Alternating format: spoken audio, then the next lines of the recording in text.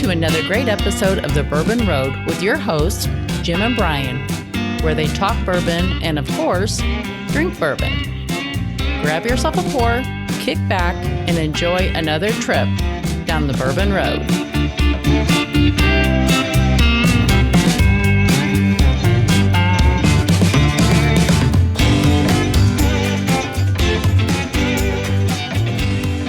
Very excited to have Blanton'sBourbonShop.com as a new sponsor for the Bourbon Road podcast. In fact, this podcast is brought to you by Blanton's Bourbon Shop. Blanton'sBourbonShop.com is the only official merchandiser for Blanton's, the original single barrel. Looking for a unique gift? Blanton's Bourbon Shop has got you covered. Blanton'sBourbonShop.com is your home for all Blanton's gifts. The Bourbon Road is excited to have pintsandbarrels.com as a sponsor of this episode, as well as our official custom apparel provider. Be sure to check out pintsandbarrels.com and browse their ultimate online store for bourbon lovers.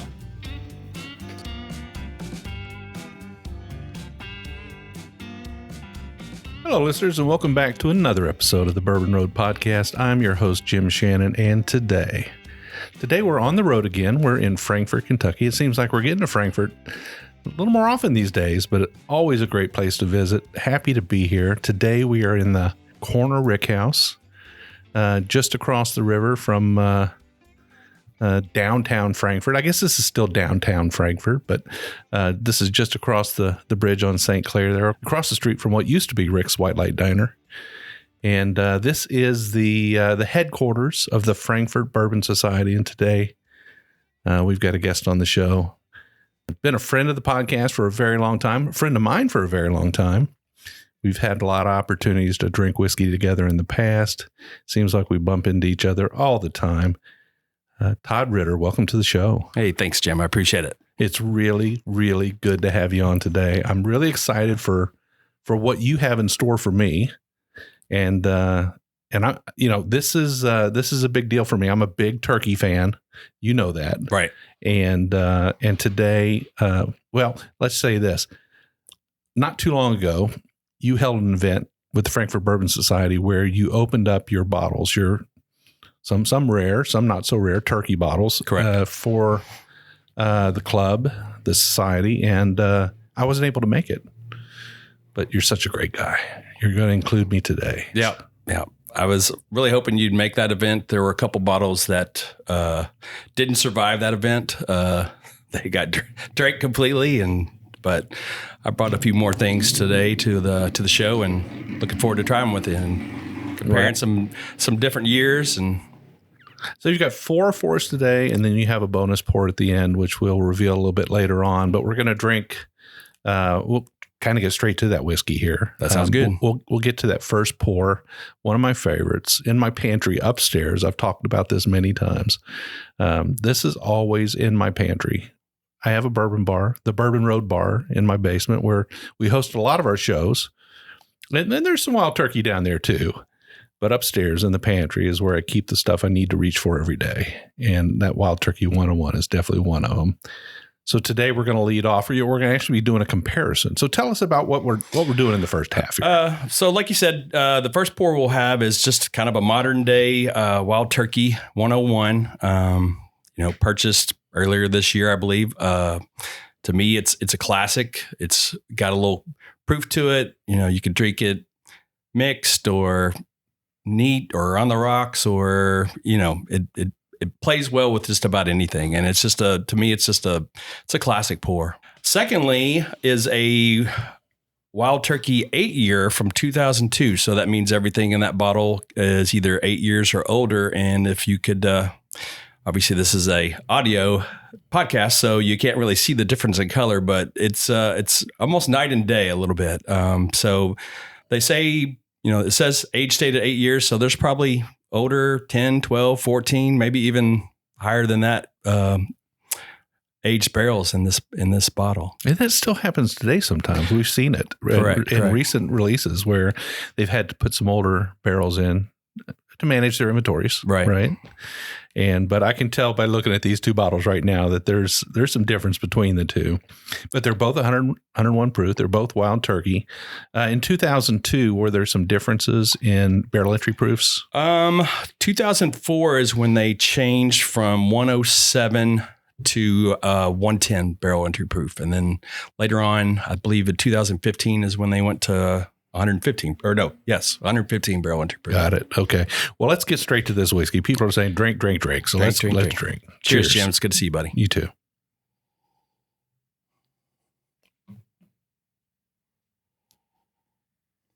I still got a little bit of funk on it. Maybe it's just sitting next to it. Yeah, they're blending in the air. Blending in the air. It's fantastic, though. Just classic cherry, little orange slice. I still get a little bit of smoke on it. Yeah, that rye spice is just wonderful on the nose. Yep. It's light, but it's there. You know, it used to be that Wild Turkey was considered and it's still called the high rye bourbon, right? Correct. But these days, not so high, right? Compared today, no, not at all. Cheers. It's maybe in the middle of the road.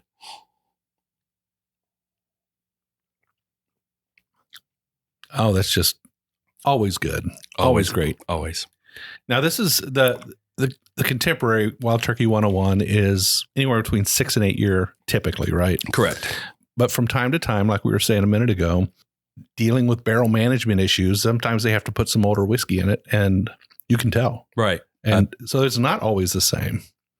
It's close, but every now and then you can. I think Rare Bird 101's, he is the know-it-all to Wild Turkey. He's pretty keen on when like that batch changes. I think his palate's so attuned to Wild Turkey that he instantly knows when that batch has changed in a bottle. Yeah, and pretty amazing. And he'll call out some bottle codes out and stuff. Yeah. But honestly, he always keeps it. David always keeps it very real, right? He's like, come on, guys, don't go out and fill your pantries with this stuff just because they've got a few extra barrels of 10 year in there. But nevertheless, there is a difference in it. This is never going to grow old for me. I've been drinking this since 1981. Folks, you can do some math. No, I'm going to save you the math. I turned 60 this year, so cheers to that. Cheers. But in 1981, I was in Ohio, and in Ohio, 18 was the drinking age. Right. Even though we were supposed to only drink 3.2% beer once you got in the bar. That's funny. Yeah. I remember those days because I'm not too far behind you. But that by the time I had to turn 21 to get to that drinking age. Yeah. So I'm 55. I'll be 55 in April. So double nickel.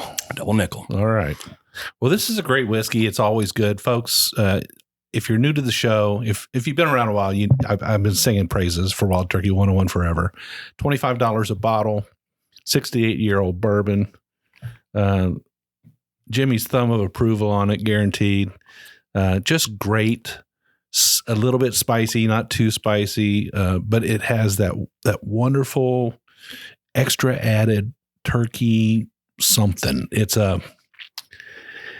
It's like a little bit of antiqueness to it, right? Yeah, they call it the funk. They call it the funk, but when you say funk, people are like, and if they're new to the show, they're like, funk. I don't want to drink something with funk. Start thinking of like blue cheese or something. It's just something. It's something that reminds you of an old woodworking shop or a little bit of Rickhouse smell, but more of a kind of a dusty. Yeah, it just takes me to like walking in a Rickhouse and like, they don't go through there sweeping the floor very often. So it's just got that Rickhouse aroma. I mean, there's no true describing it. It's like bourbon, wood, charred oak, metal barrel staves. It's kind of a combination of a lot of things. Well, every year we do a turkey episode right at Thanksgiving. Tomorrow is Thanksgiving. Gobble, gobble. Gobble, gobble. And we're actually, how far are we from the Wild Turkey distillery here? I think it's about a 25-minute drive. Yeah. Yeah. Just curious. You think their sales peak at Thanksgiving? I've never really thought about that, but I wonder. Yeah. It's got to spike a little bit. I mean, because it's turkey. It's turkey. I mean, maybe not necessarily the 101 proof. You've got the 81 proof and I mean, if honey. If you're going to a Friendsgiving or something like that, and you want to bring a bottle, this would be the appropriate bottle to bring. Correct. Wow. So when did you have your first Wild Turkey 101? Pre 21 years old, I'm pretty sure. Probably, I was one of those, the old bourbon and Coke, and I'm pretty sure, I think my first was probably Ancient Age because, I'm a Frankfurt boy. Yep. But I would say Wild Turkey 101 probably may have been in my cup. 17, 18 or something. Man, it never gets old. It's just, yeah. I don't know of any podcaster, YouTuber, distiller, or other, whiskey bourbon lover who doesn't have a great deal of respect for Wild Turkey. I would agree with that statement. There's a lot of whiskeys in this world that are polarizing a little bit. Some people like them, some people don't. Right. Based on their profiles, but there's this sort of this general love for Wild Turkey. I think because it's been so consistent over the years, and the family has kind of been running the show for a very long time. Plus, I mean, talk about keeping it simple. You've got 2 mash bills there. That's it. Yeah. A lot of the other places, not a whole lot more, but still, Wild Turkey's got a rye and they've got a bourbon. Yeah. And that's one thing I'm kind of thankful for. I'll just start out with that here. One thing I'm really thankful for this Thanksgiving is Jimmy, Eddie, and Bruce keeping it real. I'll second that. Continuing to make the good stuff all these years and keeping it in the family. So awesome. I mean, they are owned from outside, but they would say it's changed a little bit on their end, I'm sure. It has. But they're still large and in still charge. There. I mean, if they weren't loving it, they probably would not be there, Yeah, so, absolutely. Cheers to them. Cheers to them. Cheers, Jimmy, Eddie, Bruce, the next generation. Yeah, no complaints there. Good stuff. So now you are, you just recently got added to the board of the Frankfurt Bourbon Society, right? It's been about a year and a half now, I guess. Yeah. So, actually, I was thinking, I've appeared on here appeared on here kind of twice. I'll explain. The first time was episode 150. We to celebrate hitting 150 episodes, I shared a Old Forester 150th anniversary with you guys. And then my second unofficial was I entered a blend into your blend contest that you guys judged with Ashley Barnes. And I came in second in the overall, but first in the name. So, and you've had some pretty good success with these blending contests, haven't you? Yeah, I've entered a few times. Last year, not so lucky, but I guess 2021, I entered Jason Calori, Mash and Drum. I entered his. There were about, I think, 24 contestants, and I won that. So I won a whole lot of cool little, glasswares and T-shirts. I've got a shirt that says "My blend is better than yours." So he calls it Blendageddon. Yes, Blendageddon, and then some notoriety, I guess, amongst the whiskey tube and just whiskey fans in general. So you get on a few shows here and there, don't you? Yeah, I've been appearing on some friends of mine, the Hello Again Whiskey Friends, their YouTube channel quite a bit. So, in fact, later tonight we'll be doing a rye craft single barrel challenge where I sent them some craft ryes and they've been blinding them and they've kind of gone through 12 different expressions and we're down to a final 4. So, I'm kind of trying to open their eyes to not just mainstream because, some of these whiskey tubers tend to focus on that, I think, a lot. And so I'm trying to open their eyes up to that, there's other stuff out there if you can't find those unicorns or can't find those allocated things. Right.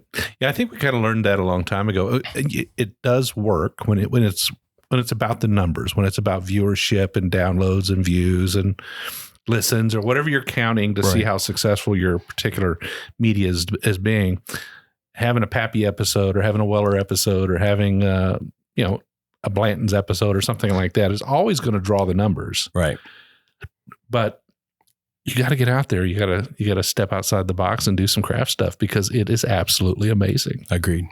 And, but you guys, I wish you luck with that. Unfortunately, this show will come out after that event. So yeah, tonight's will be a live event. So, so they can check that anyway. No filters. Yeah. So how do they find them again? They are on YouTube. You can look up Hello Again Whiskey Friends. Hello Again Whiskey Friends. Yeah, there are 3 friends I made, I guess, a couple years ago.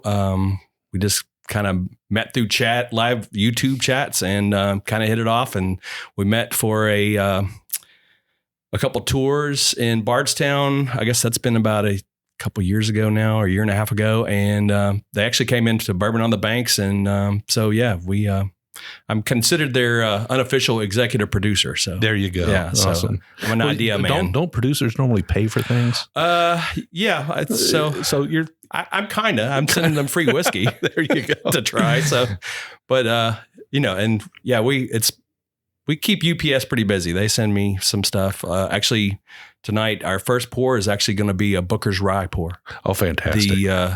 Speaking of unicorns, that's definitely. So I'm very excited about that. All right, so I'm ready to move on. So this is in my glass now is a lot darker than what we had.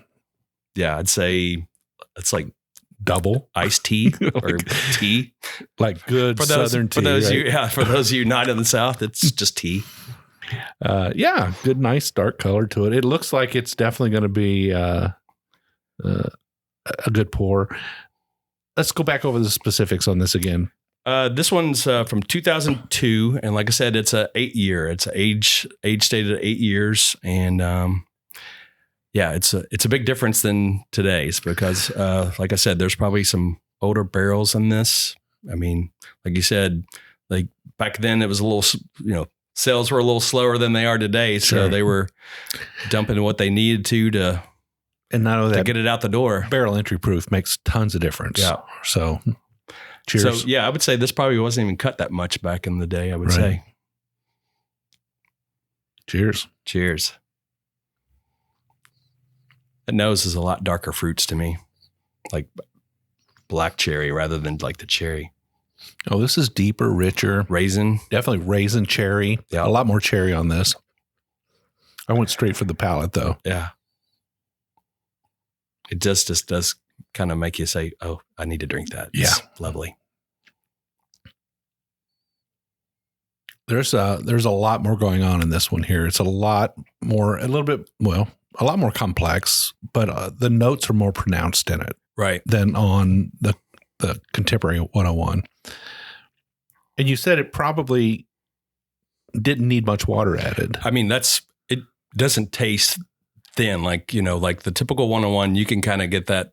Well, this has been cut a little bit. And if you've seen some of their products out that are coming out barrel proof, they tend to run in that 112 to 118 area. So I'm thinking with this lower barrel entry proof back in the day that, I mean, probably didn't take a whole lot of water to cut that to 101. If I remember correctly, the reason it was Wild Turkey 101 is because that's typically the proof that it came out of the barrel at back then. So I heard a story about it, some interview with Jimmy or something. And the question is, why Wild Turkey 101? Why 101? Well, back in the day, with the lower entry proofs, some of the barrels would go up in proof, some would go down. But at the end of the day, I guess the grand average was it would drop in proof and you would end up with 101 proof. Right.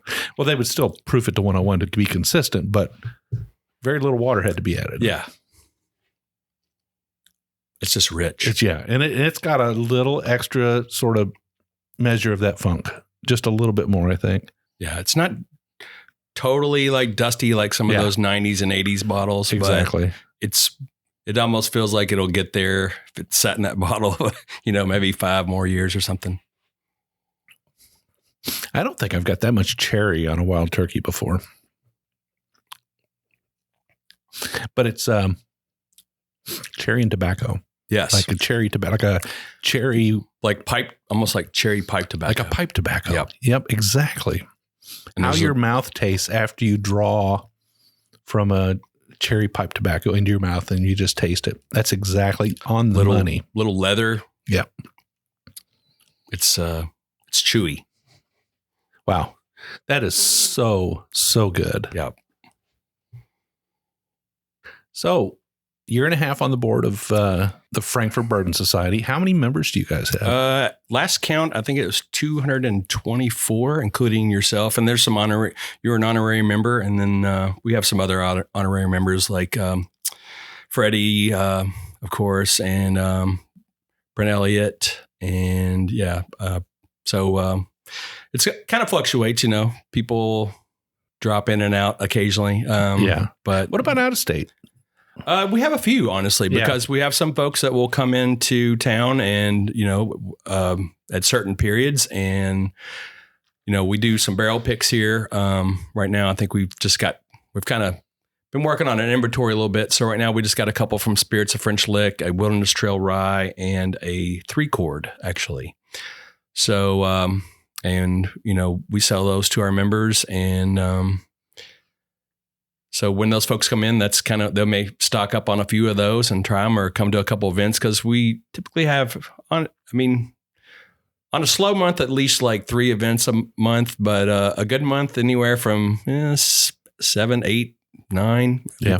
We've had some fundraisers with Freddie and the Kentucky Black Bourbon Guild recently. We raised some money for colon cancer recently. And so we're always doing something. It's fantastic. So if there's another club listening today and they're like, how do they do that? How do they have their own little place, and how do they do barrel picks and sell to their members? How does that all work? What's the system you guys have in place that makes this whole thing just function? A lot of it's our relationships with our members, because honestly, one of our members owns this building. So it was like our other building was more of a just kind of a come and pick up your bottle place. And when we had events, we would use the ballroom at a bank here in downtown, the Whitaker Bank. So very sizable, very nice. And we've actually had if we have an event probably over 50, 60 people, then that's usually when we'll ask if we can use that because, this is it's a nice cozy spot, but when it gets like our holiday party will be pretty full. I imagine maybe we have to take it to the road, So yeah, because it kind of begs the question. You guys are 200 and some members strong, and you've got a facility here that's just amazing, really nice. Yeah, thanks. And so, what's membership fees? Because my goodness, it's $100 a year. Although we've been running a deal. If you brought Brian to an event and he wanted to join, it'd be $50 for him first time around. So that's fantastic. Yeah. I was going to say that those dues hardly pay for what you get back, right? Oh, so, I mean, it's amazing. We pretty much have, if we don't have some type of meal, catered meal, we'll have, charcuterie boards and people will bring stuff. We just this past Monday, we had a bourbon ball contest, no real prizes or anything, but there were probably, 15 different types of bourbon balls. Wow. Yeah. So it's a very active group. And with all things, there's a nucleus that, that kind of does more things than the others, I guess. But that's true everywhere. Yeah. The same thing normal. with your Facebook page. There are those that chime in and comment, and it's just like that everywhere. Some of these people don't come out until we do a Buffalo Trace pick in our membership, which I understand. I'm not faulting them for that, but the things have changed since when this Bourbon Society started in 2017. So it was a little easier to get those bourbon barrel picks from Buffalo Trace back then. Now it's like winning the lottery. Yeah, it's tough. Well, a lot of their product is starting to show up on the shelves though, because of the recent distributorship shakeup, right? Right. And I've walked into more than one liquor store and found good amounts of the full line on the shelves. That's nice. And you say, how did this happen? They say, well, you used to get 2 bottles. Now we get 2 cases. Ever since, they had to reacquire that $20 million in inventory and redistribute it. Now everybody's getting bottles. So, hey, something's gotten better there. Yeah, agreed. Yeah. So you guys find more bottles available in the local market here in Frankfurt?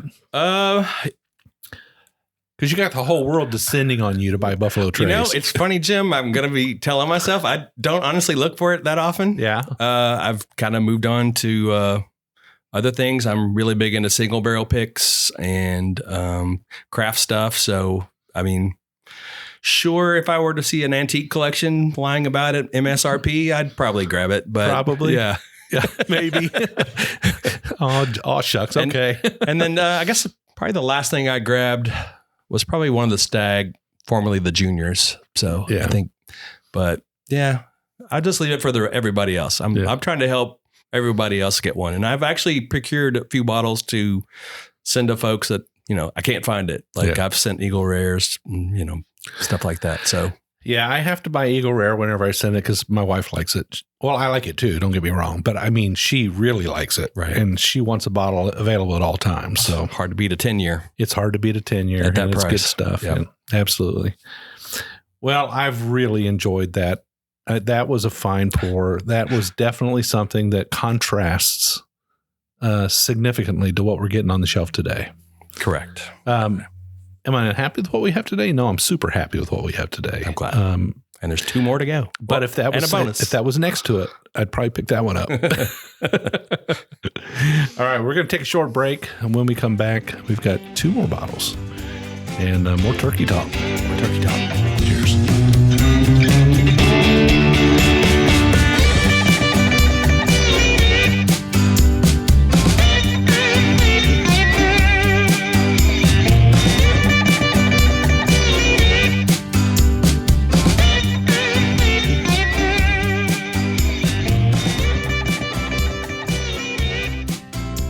Looking for a unique gift?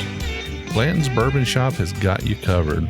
All of their handcrafted wood products are made in their in-house wood shop with authentic bourbon barrels. Specializing in barrel-aged potent treats, they use Blanton's barrels to age their own maple syrup, honey, and coffee. Find the most unique gift ideas for your golf lover, cigar connoisseur, avid coffee drinker, and Blanton's fan. Want to win an authentic Blanton's Barrelhead? Make sure you sign up for the giveaway on the homepage of their website.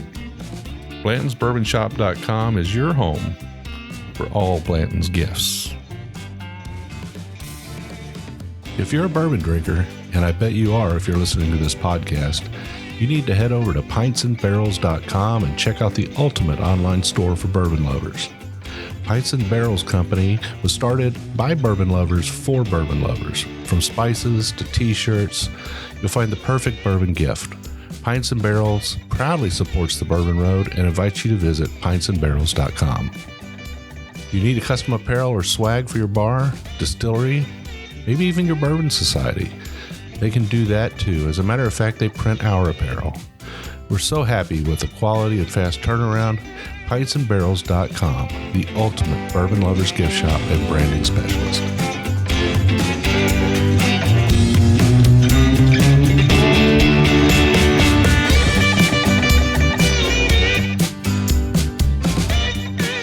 All right, listeners, welcome back. This show is dedicated to wild turkey in celebration of Thanksgiving and all things turkey related. My good friend Todd Ritter is here, and we're just having a great time sitting down with some old wild turkey pours. In the first half, we had a contemporary Wild Turkey 101, followed that up with one from 2002. Big difference between the two.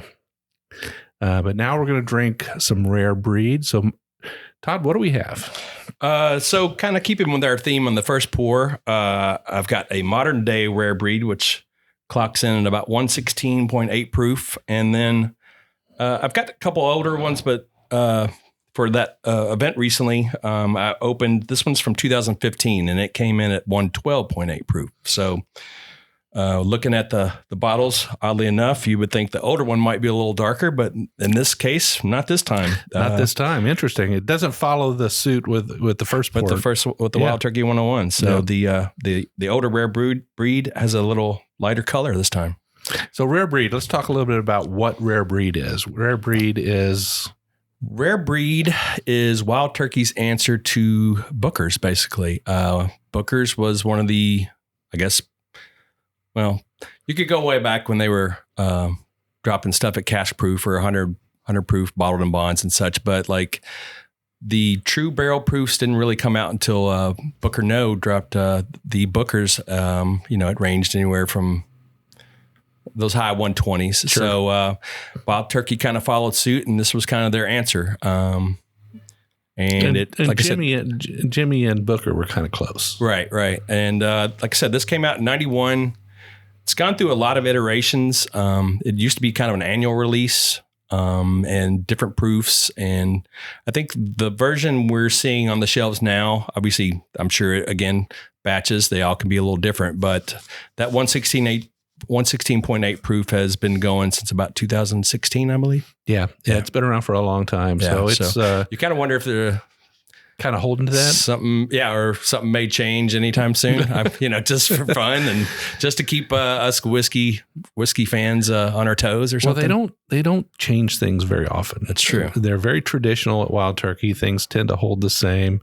There's a big uproar when they change a bottle or something, right. Or a label. Honestly, I like the new labels.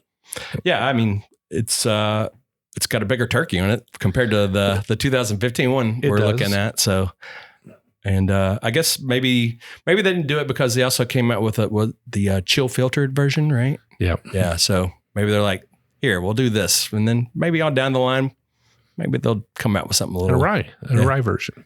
That's true, and the rye version. All right. Well, cheers. Cheers. I tell you what, I'm not getting 116.8 on the nose. It's good though. A little more barrel character, I think. Yeah. Now this is one of those they say 6, 8, and 12-year-old bourbon. 6, 8, and 12. I think you're right. Yep. So it's getting a little bit of that extra aged bourbon oak character to it. But yeah, it's got a nice deep dark color to it. Cheers. Cheers. Oh yeah, it's a nice spicy bump to that. Yep. I really I need to get back to drinking rare breed a little more often. I don't give it as much attention as I should. It's on my bar, but it's not upstairs. Right. I'm just wondering if I ought to pull a bottle up there just when I want something a little more punch to it. When it's a little colder outside. A little colder out. Winter is coming. Winter is coming. That's right. It's pretty chilly today. Wow. There's like a richer caramel on this, I think, than obviously compared to that 101. Yeah, almost a toffee, like a toffee flavor to it. A little bit of a burnt note. I think it comes from those older whiskeys in there. A little more char exposure. And I've seen the MSRP climb. It's been climbing a little on those, but still, it's I think about a $65, $70 bottle. Yeah. Speaking of MSRPs, my goodness, what about the special releases? It's getting out of control. Oh, yeah. It's something. I just kind of shake my head and say somebody else can have it. I can remember paying $75 for a diamond, maybe $75, $80 for a Decades. I don't remember exactly, but somewhere in that, does that sound about right? That does. I think I got a Unforgotten at the distillery that had a release there, and that was 200-ish, I believe. It's been a while, but that one's gone. But that was good. That was that Boo Rye. And a Cornerstone and some of the others. And this year, Generations came out. And I have to say, I haven't tasted it yet. I have not either. I'm going to get a pour somewhere. I figure if I really want to try it and the price is right at hopefully one of my local bars or something, that's where I'll give it a whirl. But is Bo pouring it down at the gift shop? Do you know? I don't know. I know. Funny enough, I keep in touch with him quite often. And actually invited him to our Wild Turkey event recently, but he was on vacation. But when I'm out in that neck of the woods, I pop in and say hi. And I've actually taken him. It was like a 2006 bottle of Wild Turkey, and just said, "Hey, thanks for what you do, what you do." And he lets folks know when certain things drop, which is a good thing and probably a bad thing, because sometimes I don't go chasing too much, but he let let folks know on Instagram that a Russell's 13 was in the gift shop, and that's my honey. Yeah. I like all those Russell's 13. So they are pretty darn it's good. Just otherworldly. So they're just dropping them in the gift shop once in a while. They're like sprinkling them out like pepper. Right? Yeah, Just peppering them out. I'm kind of the same as you. We're at 375 episodes or so now. I don't know the exact count, but that's a lot of whiskey. That's a lot of bottles. There was a period of time there where we were chasing bottles. Yep. And rightly so, because at the time, the excitement was there. You get caught up in the excitement of it all.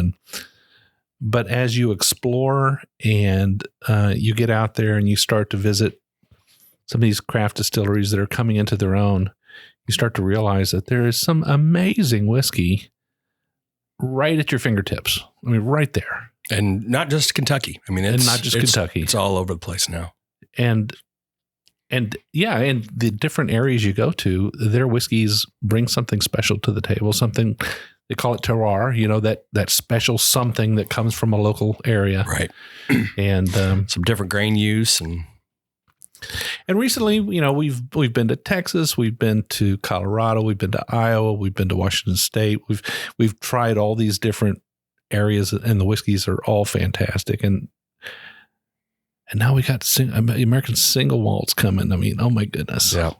What do you think about that? I haven't really dove deep into the single malts. I did find one I really like out of Pennsylvania, I believe, Old Line. Yeah.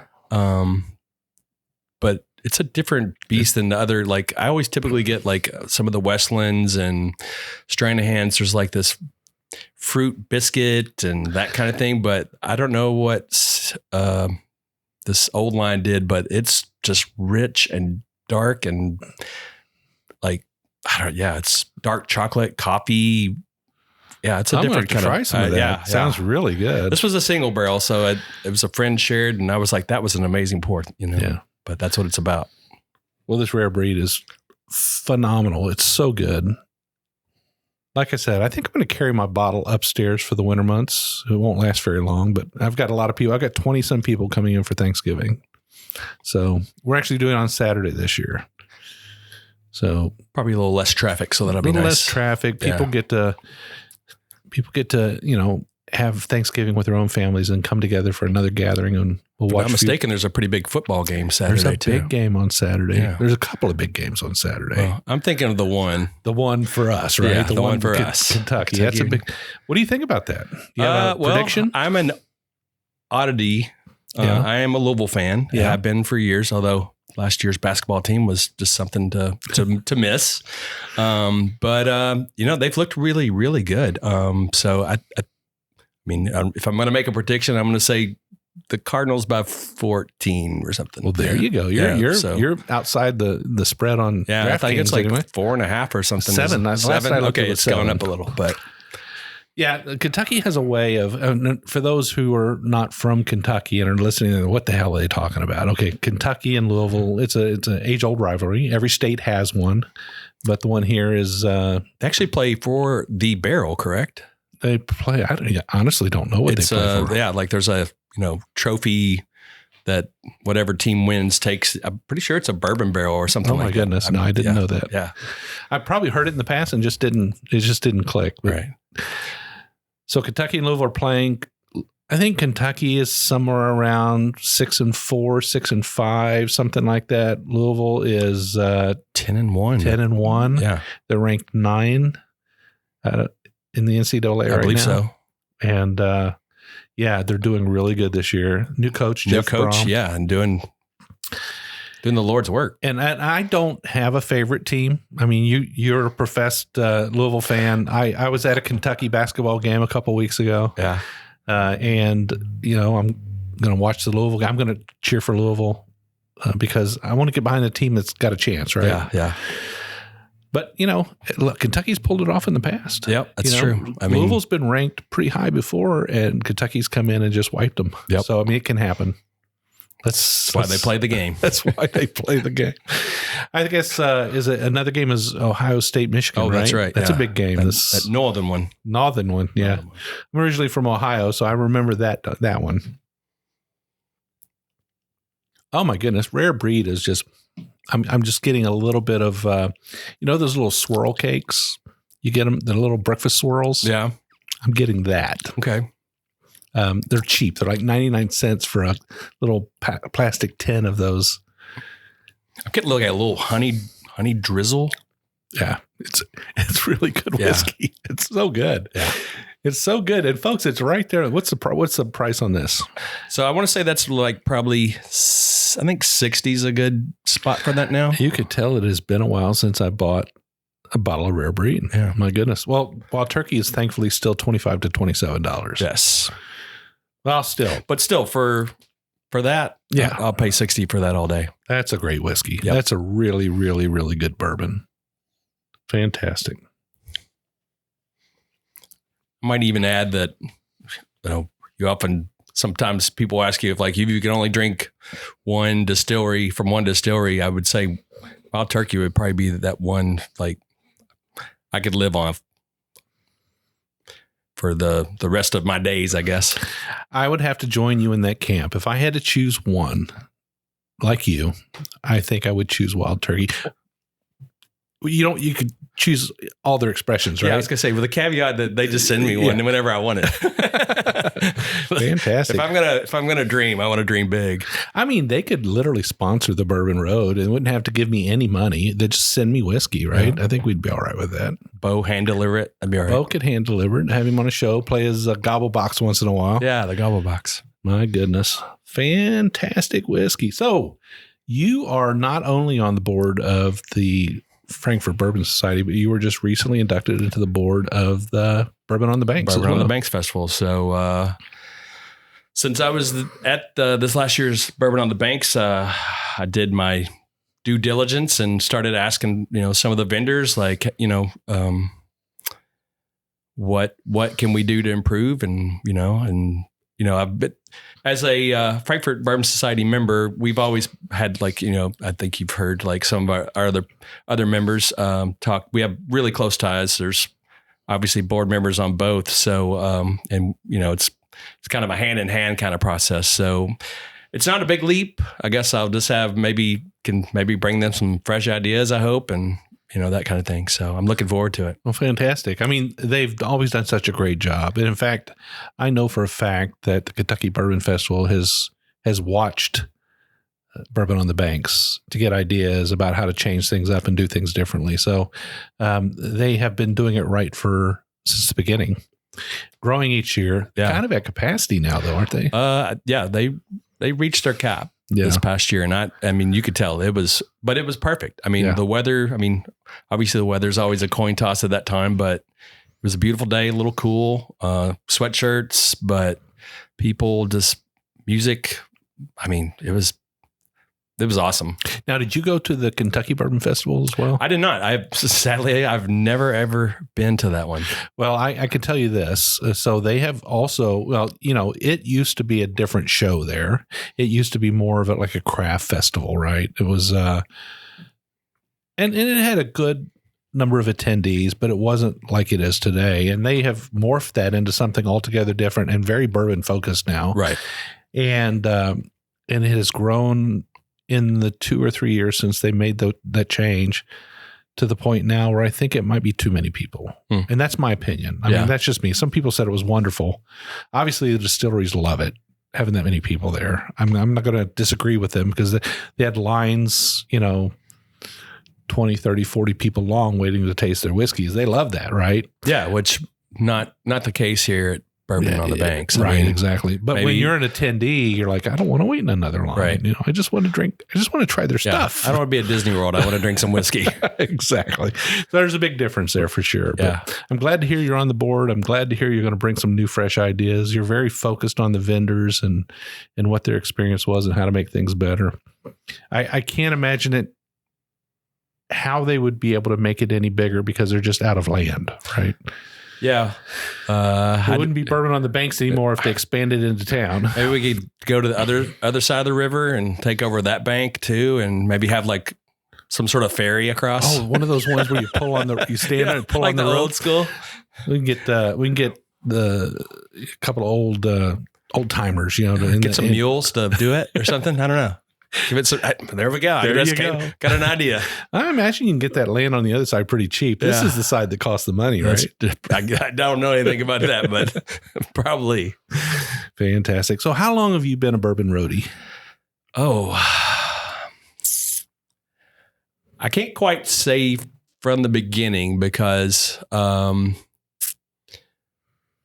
didn't listen. I guess I came on after a few episodes, probably after Randy left, because I actually got to meet him for the first time at this past Bourbon on the Banks Festival, which was nice. As soon as I heard him talk, I was like, "You're Randy," that kind of thing. And I also heard Brian talking. I'm like, "You're Brian." So that's funny. That was really cool. But so right after Mike joined, yeah, probably. I can't even remember how I found you guys. It was just kind of like you get on your bourbon journey, and I travel some for my job, so I listen to podcasts. So I'm like, okay, let's see what's out there in bourbon podcasts. And I found you guys and Whiskey Lore and Bourbon Pursuit, and so I have my few. You guys get me through the mountains of Eastern Kentucky and the plains and the hills of the rest of Central, and So I like YouTube channels. I have a few that I follow. Jason and the Mash and Drum is one. Scott, My Bourbon Journey is another. Longtime fans of both of those. For me, though, I like to be hands off, eyes off. Yeah. So, I want to, like, you drive. I got a farm. I cut grass. But I like to listen. I've actually gotten to the point now where I can work and listen. Yeah. I used to not be able to do that. My brain wouldn't let me. But I've trained myself. Yeah, I've kind of trained myself. So if I'm not driving for work, today I do like a catch up. And then sometimes when I catch up, I'll listen to a book or something. But so if you're listening to a podcast and you're working, let's say you're on the computer working and you're listening, do you ever do that? Oh yeah. Okay. So you're on the computer working. Obviously one or the other has to get tuned out a little bit, right? I would say the podcast. The podcast gets tuned out because you have to focus on your work. And I do too. I'm a software developer, so I'm very intently focusing on what I'm doing. But I still remember the show. I still remember what they talked about. I still remember everything, but I'm not actively listening. It's just background. Yeah, it's like walking into a grocery store and hearing the music going on. So but you're like, oh, I know that song, kind of thing, I guess. I mean, if you gave me 20 questions about the episode, I think I could pass. Yeah. But, And I've got a few podcasts I listen to, but they're not all bourbon podcasts. Do you have podcasts other than bourbon? I do. Yeah. I'm a Premier League soccer guy, so I follow a team. So there's a couple of those. And there was a heavy metal one that I used to listen to, but he's no longer uploading episodes because I was always a big heavy metal guy way back when. No more headbanging from me. I'm too old. That's fantastic. Well, I tell you what, I've got this new one in my glass here. I shouldn't say the new one. I've got the old one in my glass here. The new old one, yeah. Tell us a little bit about this. Okay, so this one's from 2015, and it came in at 112.8 proof. This one, I believe, I want to say the range of the years that you could find this was 2014 to 2016, I guess. And these are still on the shelves. You can find them. Maybe across the seas. I mean, they're out there probably in a few places, but I mean, you get into the older liquor stores in the small towns. I mean, 2015 is not that old, right? I don't know. You've talked to Dusty Dan, and I'm a big fan and friend of his too. So I think he'd tell you too. It's done. It's kind of harder to find, especially around in the United States. I mean, there might be some really podunky towns that might have something magical, but usually estate sales and auction sites and that kind of thing is kind of where you find these. And then there are Facebook groups out there. Well, you can always hope. Yeah. You can always go looking for the Dusties on the shelves. I just thought that, if it was being only 7 or 8 years old, it might still be a few that, because they keep stocking the front of the shelves, they keep pushing the others to the back, but I don't know. It's a little more floral. It is. It definitely is. It's kind of lighter too, a little bit. I know it's lighter in color, but it's lighter on the nose as well. And you know as well as I do that there's a lot of bars opening up that are kind of finding these things too. So you'll find these there's Neat. There's our local place, which I love, House of Commons here. There's Silver Dollar Saloon has a few older things. Saloon, yeah. One of the best places to have some old pirate bottles of Elijah Craig barrel proofs. My goodness. $30 a pour. Yeah. And actually, all the places you mentioned, it's a lot less expensive than you might think. It's not too bad. I mean, most of them offer half-ounce pours. So which is all you need to make a decision, right? Which won't, depending on what it is, won't put too much of a damper on your wallet. Well, cheers. Cheers. It's a little bit drier. A little bit of anise. Yeah. Yeah. Which is really interesting because we hadn't had that at all. And I get that totally. It's amazing. You're dealing with these things where the profile is not supposed to drift a whole lot, but it does. Still got a nice spicy kick on the end there. I like that. Cinnamon. Yeah, definitely. Like a little hot, like those little red candies a little bit, just a little. Not a big mouthful, like 3 or 4 or something. Wow. I prefer this one. Do you? I do. And the newer one, I liked it a lot. Might make a great. I like this one because might make a great blend too. It could. I wouldn't do it. Don't do it. Just enjoy them for what they are. Right. I mean, you're pretty good at your blends. When you do make a blend, do you have kind of a method to your madness? I've got a nice collection of bottles, and I don't know. I usually just kind of come up with an idea. You like choose a base bourbon and then you do things to it. For your guys, I just got kind of an idea. I had, I'm obviously into kind of older bourbons, so I was like, let's call something Dust in the Wind. That's what mine was named.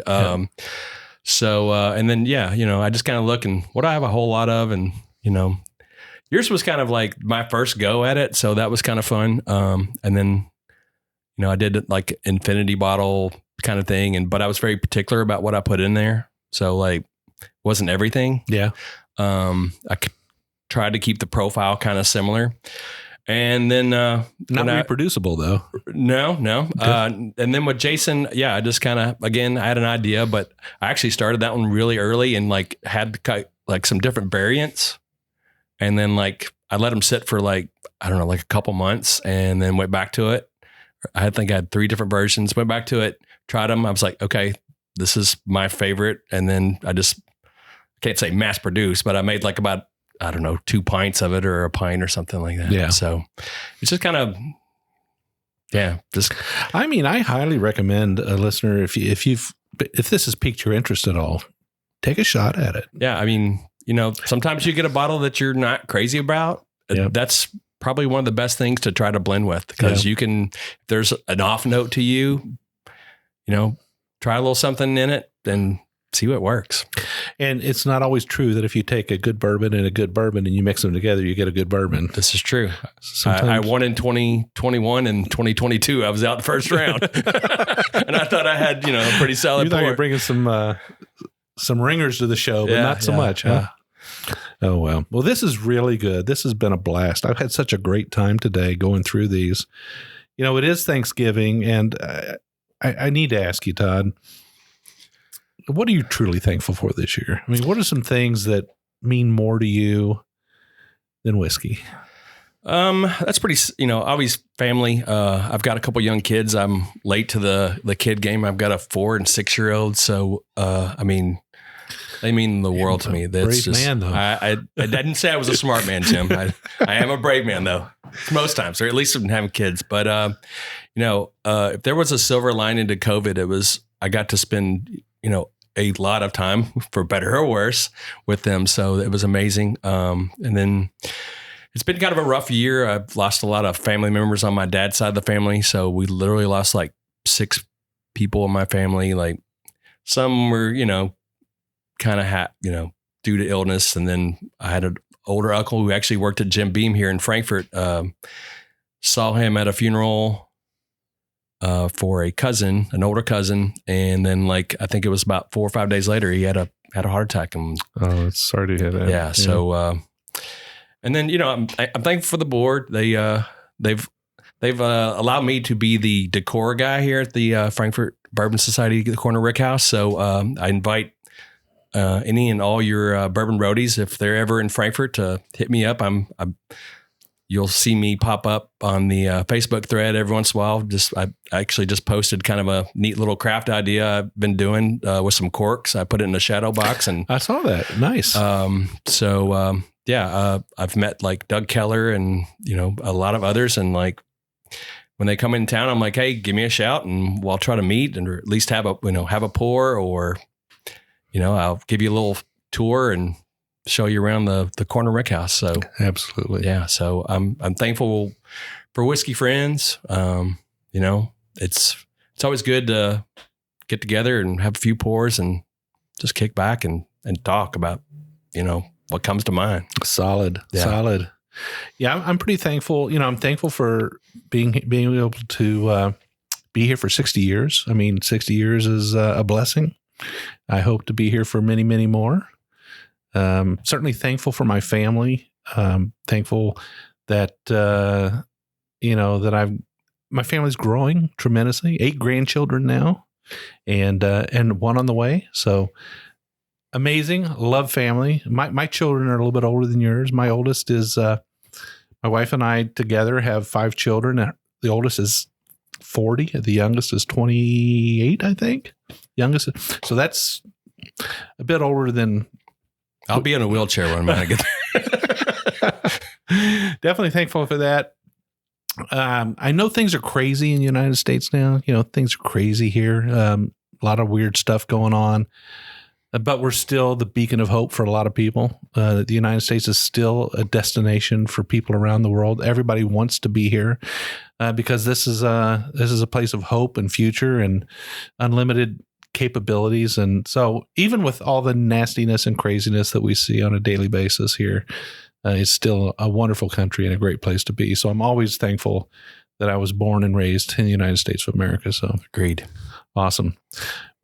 Well, I want to give you a moment just to tell everybody one more time how they can find the Frankfurt Bourbon Society, how they can find you online. Online, I do have an Instagram account where I'll just kind of share pictures of sometimes what I'm drinking, or like I said, some crafts and just oddities like that. And it's the Dripping Barrel on Instagram. And I got that name from an old liquor store that used to be here in Frankfurt. It used to have a really cool neon sign that kind of did like the motion thing of a barrel that dripped like bourbon out of it. And yeah, so paid a little homage to that. And then on Facebook, I'm just good old Todd Ritter. Like I said, sometimes you can catch me live on the Hello Again Whiskey Friends YouTube channel.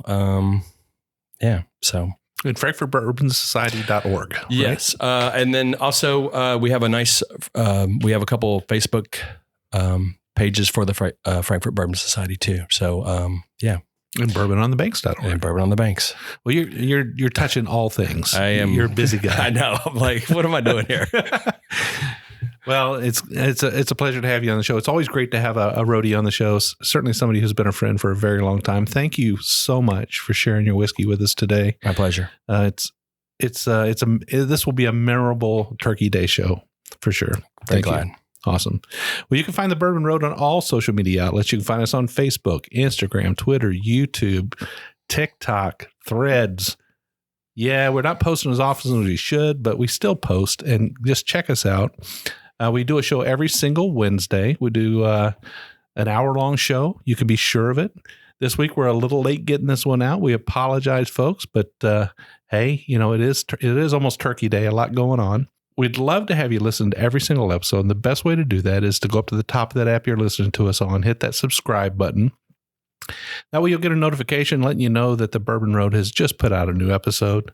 If you want to reach out to us, go to our website, thebourbonroad.com. We got our swag on there, but most importantly, we have a contact us page where you can write us and tell us what you're thinking. If you've got a distillery in your hometown that's doing it right, let us know about it. We'd love to reach out to them.